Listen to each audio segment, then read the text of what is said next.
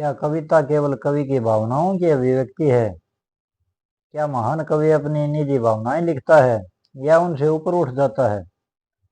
UGC net Hindi में बार बार पूछे जाने वाले टीएस इलियट के परंपरा और निर्वैयक्तिकता और वस्तुनिष्ठ समीकरण जैसे सिद्धांत आज हम बहुत सरल भाषा में समझेंगे।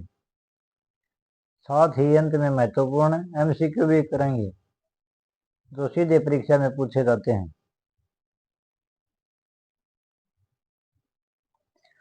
नमस्कार विद्यार्थियों, आप देख रहे हैं भारत शिक्षा मित्र यूट्यूब चैनल और मैं हूं राधेश्याम कसवा।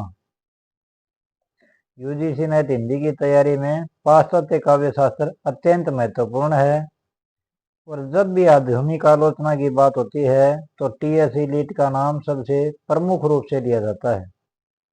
उन्होंने स्वच्छंदतावाद के विरुद्ध क्लासिकवाद की पुनर्स्थापना की और आधुनिक आलोचना को नई दिशा प्रदान की। यूजीसी नेट हिंदी की तैयारी के दृष्टिकोण से टीएस इलियट के सिद्धांत अत्यंत महत्वपूर्ण हैं क्योंकि उन्होंने पाश्चात्य काव्य शास्त्र में स्वच्छंदतावाद के विरुद्ध क्लासिकवाद की पुनर्स्थापना की। नीचे आपके लिए टीएस इलियट के परंपरा और निर्वैयक्तिकता के सिद्धांतों के संक्षिप्त और सटीक नोट्स दिए गए हैं। आप साथ साथ नोट्स बना सकते हैं। अगर पीडीएफ चाहिए तो डाउनलोड कर लेना, डिस्क्रिप्शन में लिंक दे दिया गया है। आइए जानते हैं टीएस इलियट, इनका महत्वपूर्ण परिचय। इनका पूरा नाम था थॉमस टर्न इलियट।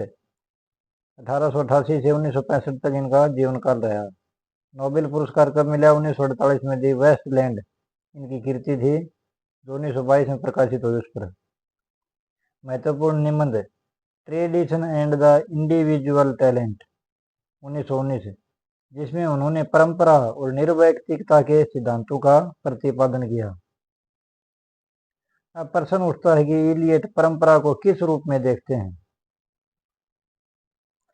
परंपरा की अवधारणा। इलियट के अनुसार परंपरा का अर्थ केवल पुरानी पीढ़ियों का अंधा अनुकरण नहीं है, ऐतिहासिक बोध।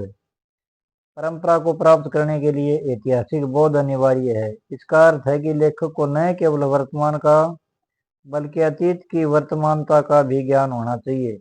एक कवि को होमर से लेकर आज तक के संपूर्ण साहित्य की निरंतरता का बोध होना चाहिए। परंपरा एक अर्जन है। परंपरा विरासत में नहीं मिलती, इसे कठिन परिश्रम से अर्जित करना पड़ता है। परस्पर संबंध। इलियट मानते हैं कि कोई भी कवि या कलाकार अकेले पूर्ण नहीं होता। नई रचना का मूल्यांकन पुरानी रचनाओं के संदर्भ में ही संभव है। जब एक नई कलाकृति का निर्माण होता है तो वह पुरानी परंपरा में थोड़ा परिवर्तन भी लाती है। अब हम इलियट के सबसे चर्चित सिद्धांत निर्वैयक्तिकता को समझते हैं। निर्वैयक्तिकता का सिद्धांत है। यह सिद्धांत स्वच्छंदतावादी कवियों की आत्माभिव्यंजना के विरोध में दिया गया था। कवि एक माध्यम के रूप में। इलियट के अनुसार कवि का मन केवल एक माध्यम है। जैसे वैज्ञानिक प्रयोगों में उत्प्रेरक स्वयं नहीं बदलता, वैसे ही कवि का व्यक्तित्व रचना में शामिल नहीं होना चाहिए।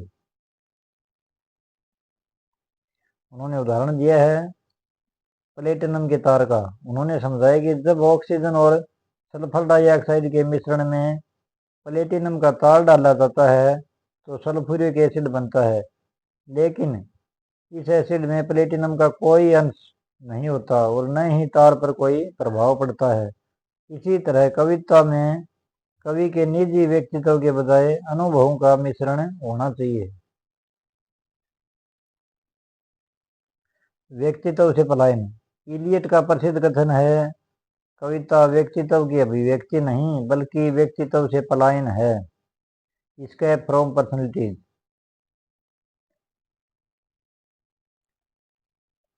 इसी निर्वैयक्तिकता को व्यावहारिक रूप देने के लिए इलियट ने वस्तुनिष्ठ समीकरण की अवधारणा प्रस्तुत की। वस्तुनिष्ठ समीकरण क्या है? यह निर्वैयक्तिकता के सिद्धांत का ही एक व्यावहारिक विस्तार है, जिसे उन्होंने हैमलेट की आलोचना करते समय प्रस्तुत किया। इसका अर्थ क्या है?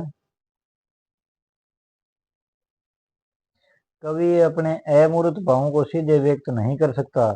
उन्हें व्यक्त करने के लिए उसे कुछ वस्तुओं, स्थितियों या घटनाओं की एक श्रृंखला खोजनी पड़ती है जो उस विशिष्ट भाव के लिए प्रतीक का कार्य करें।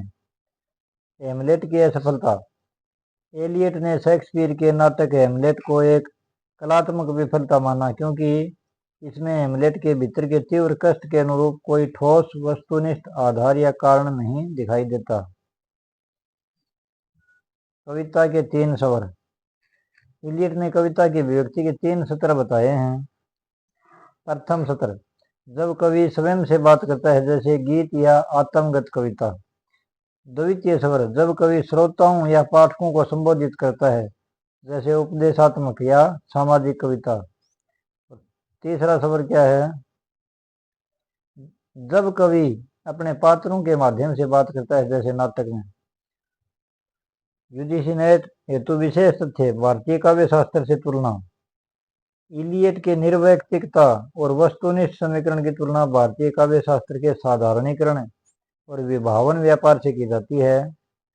डॉक्टर भागीरथ मिश्र के अनुसार इलियट का सिद्धांत भारतीय रस सिद्धांत के साधारणीकरण को अपने भीतर समेटे हुए है। ये कोटेशन ध्यानपूर्वक याद करना है इनकी, डॉक्टर भागीरथ की रोज, क्योंकि परीक्षा में बार बार पूछी जाती हैं।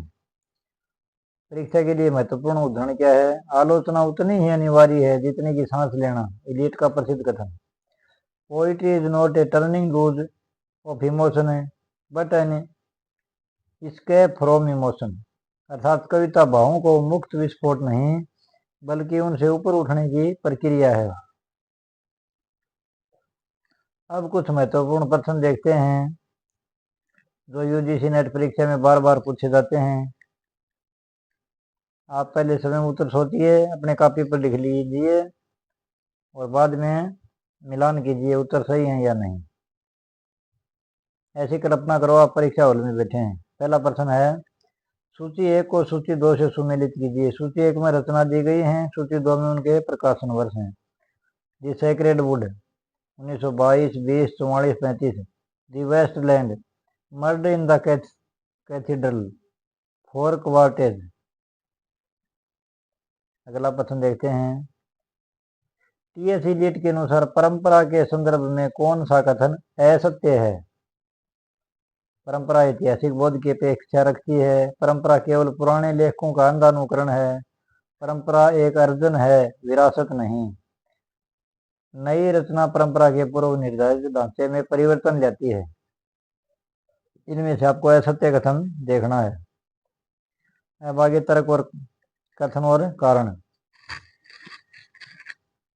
कथन लिखा है, इलियट के अनुसार कविता व्यक्तित्व की अभिव्यक्ति नहीं, बल्कि व्यक्तित्व से पलायन है। इसका कारण यह है क्योंकि कवि का मन केवल एक माध्यम या उत्प्रेरक के रूप में कार्य करता है। आपको ये देखना है, ए और आर दोनों सही हैं और आर ए की सही व्याख्या है। ए सही है, आर गलत है, इनमें से कौन सा सही है, ध्यानपूर्वक चुनाव करना है। इलियट ने किस नाटक को कलात्मक विफलता घोषित किया है। मैकबेथ, ओथेलो, हेमलेट, किंग लियर। संवेदना के अशास्त्रीय डिसोसिएशन ऑफ सेंसिबिलिटी के संदर्भ में विचार कीजिए। यह विचार और भाव के बीच के अलगाव को दर्शाता है। इलियट ने इसे 17वीं शताब्दी के बाद के कवियों में पाया। यह सिद्धांत स्वच्छंदतावाद का समर्थन करता है। फुट का प्रयोग करें, केवल एक सही है, 1 और 2 दोनों सही हैं, 1, 2, तीनों ही सही हैं, कोई सही नहीं है। अगला प्रश्न देखते हैं, इलियट के निर्वैयक्तिकता के सिद्धांत की तुलना भारतीय काव्य शास्त्र के किस सिद्धांत से की जाती है। रस सिद्धांत से या वक्रोक्ति सिद्धांत से या साधारणीकरण से या ध्वनि सिद्धांत से। कविता का तृतीय स्वर इलियट के अनुसार किसके लिए प्रयुक्त होता है। गीति काव्य के लिए, महाकाव्य के लिए, नाटक के लिए या व्यंग्य के लिए। कवि का मन प्लेटिनम के तार की तरह है। यह उदाहरण इलियट ने किस सिद्धांत के लिए दिया। परंपरा का सिद्धांत, निर्वैयक्तिकता का सिद्धांत, वस्तुनिष्ठ समीकरण और अंतः चेतनावाद। अगला प्रश्न देखते हैं, इलियट के आलोचनात्मक सिद्धांतों पर किसका प्रभाव सर्वाधिक देखा जा सकता है? विलियम वर्ड्सवर्थ का, Ezra Pound, Matthew Arnold, PB Shelley. अगला और अंतिम प्रश्न देखते हैं, इलियट के अनुसार ऐतिहासिक बोध हिस्टोरिकल सेंस में क्या शामिल है? केवल अतीत का ज्ञान, केवल वर्तमान की समस्याओं का चित्रण, अतीत की वर्तमानता और निरंतरता का बोध, इतिहास के तथ्यों की सूची बनाना। ये उत्तर कुंजी दी गई है। आपने जो अपने कॉपी में इनके उत्तर लिखे वो इसे मिला लेना, पता लग जाएगा आप कितने पानी में। तो विद्यार्थियों, आज हमने टीएस इलियट के परंपरा सिद्धांत को पढ़ लिया। निर्वैयक्तिकता सिद्धांत, वस्तुनिष्ठ समीकरण, कविता के 3 स्वर तथा महत्वपूर्ण एमसीक्यू देख लिए हैं, वस्तुनिष्ठ प्रश्न। यदि ये वीडियो आपके लिए उपयोगी रहा हो तो कृपया वीडियो को लाइक करें, अपने मित्रों के साथ शेयर करें और चैनल को सब्सक्राइब अवश्य कर देना जी। आपकी कोई भी क्यूरी हो या सजेशन हो तो कमेंट में ज़रूर लिखें जी। अगर पीडीएफ चाहिए तो लिंक डिस्क्रिप्शन में दिया है। मिलते हैं अगले महत्वपूर्ण टॉपिक के साथ, तब तक के लिए धन्यवाद। जय हिंद।